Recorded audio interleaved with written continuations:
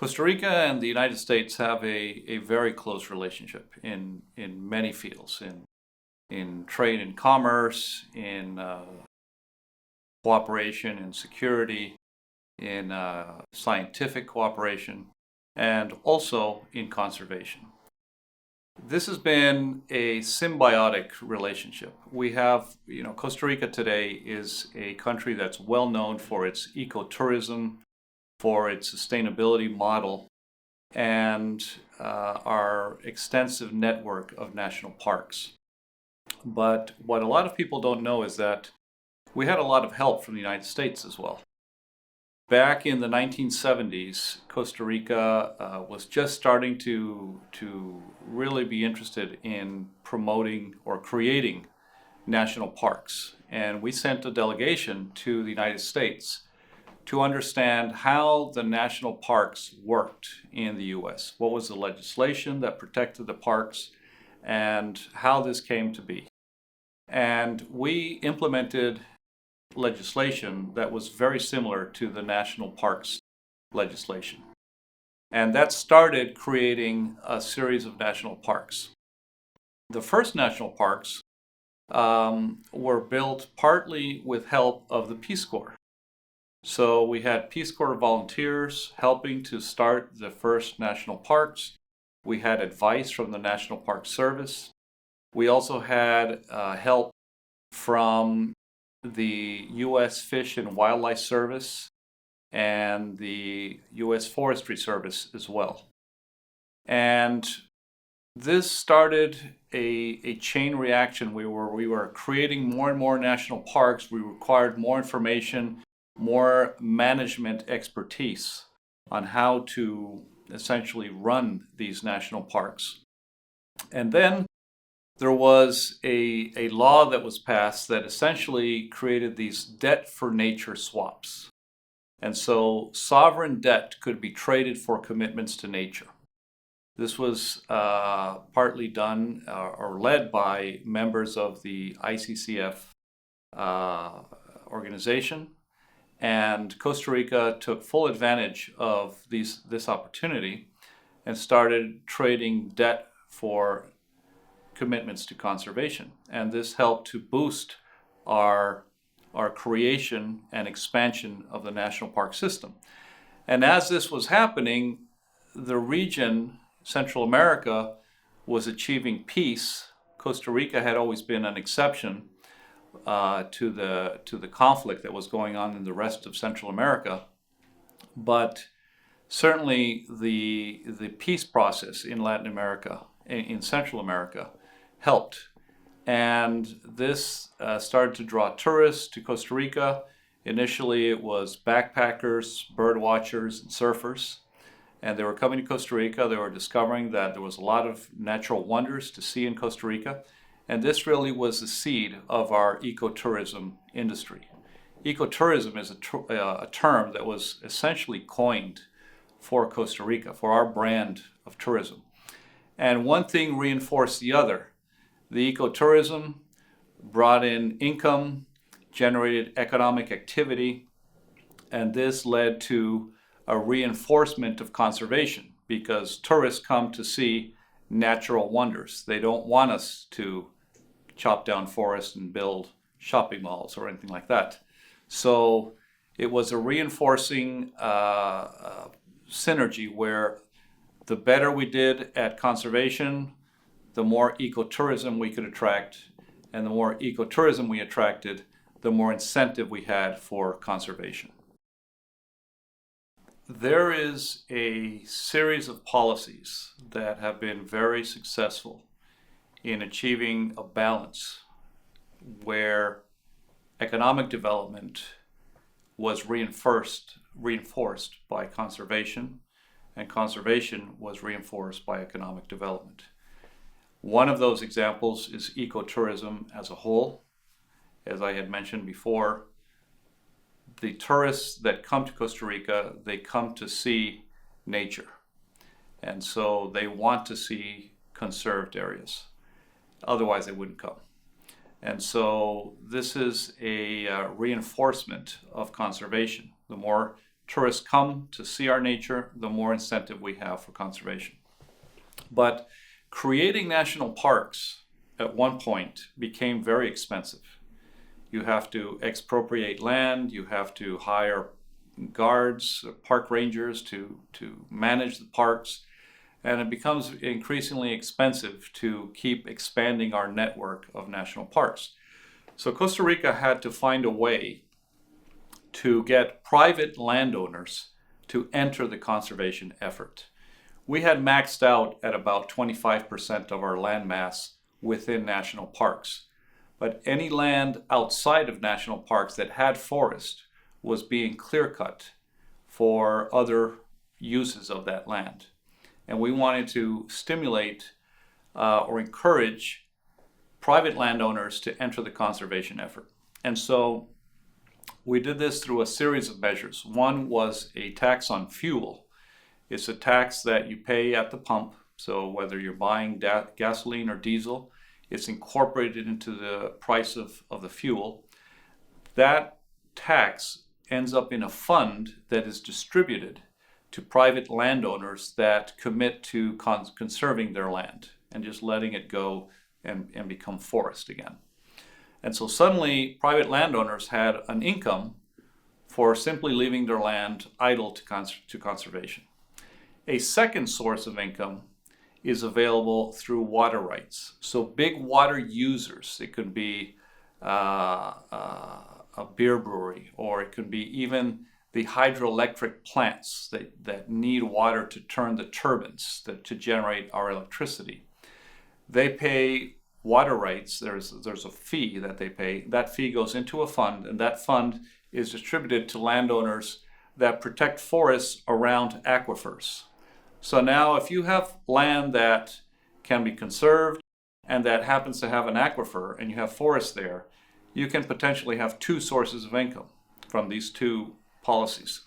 And this was very, very successful in promoting an expansion of covered forests in our landmass. Between 1986 and 2012, we increased Costa Rica's forest coverage from 21% to 52%.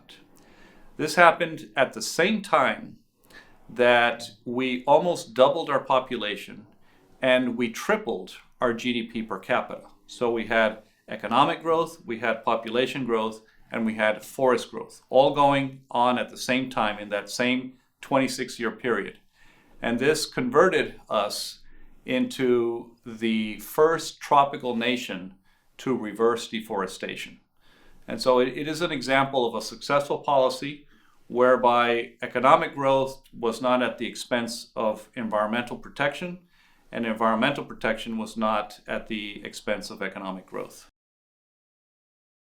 I think Costa Rica can serve as an example for promoting ecotourism, that sustainable brand of tourism whereby you obtain income, and it's a widely distributed source of income because tourism generates lots of jobs. It's in the hotel industry, as tour guides, as ziplining guides, as river rafting guides, drivers, conservationists, you name it. There's a lot of jobs created around ecotourism.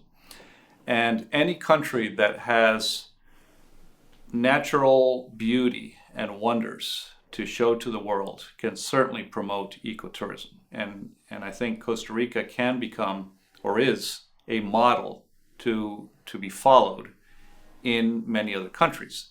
Now, how that is implemented in those countries is going to be unique to that country. It's going to depend on what sources of income might be tapped to promote conservation, to promote certain developments. Are they tax credits? Are they taxes on fuel like we did? That really depends on the economic activity, the stakeholders in each country, the special interest groups, and so forth. So all of this has to have a political solution. There has to be political will, and there has to be a very committed government, not just one government, a series of governments looking at ecotourism as a motor of economic growth as well as conservation. I think the caucus model of grouping together legislators that have a common interest in some area, in this case conservation, is very interesting. And the ICCF Foundation that really strengthens the bipartisan nature of the caucus model is critical. As we all know, in democracies, especially in robust democracies, there's going to be all kinds of opinions, all kinds of clashing interests and positions. And what I've seen in Washington is ICCF's model really focuses on those areas of consensus where legislators from different parties can agree and does not allow their differences to get in the way. It's not that the differences are ignored, but they're just set aside so that those areas of consensus can be acted on. And so there have been very productive days of votes in the House where different bills can be passed, even in an environment where perhaps very few other bills are being passed. And I think this is something that would be very helpful in Costa Rica. We have a much more diverse Congress in Costa Rica. We have 9 parties represented in Congress. So if you think the United States has a difficult Congress, try one with 9 parties. And the focus on areas of common ground, and the environment is certainly an area that's very popular in Costa Rica, and an area where common ground can be found across the political spectrum, is something that I think would be very beneficial. Costa Rica has challenges, as our president has pointed out during his visit to Washington, in now extending our focus on conservation from land to the ocean.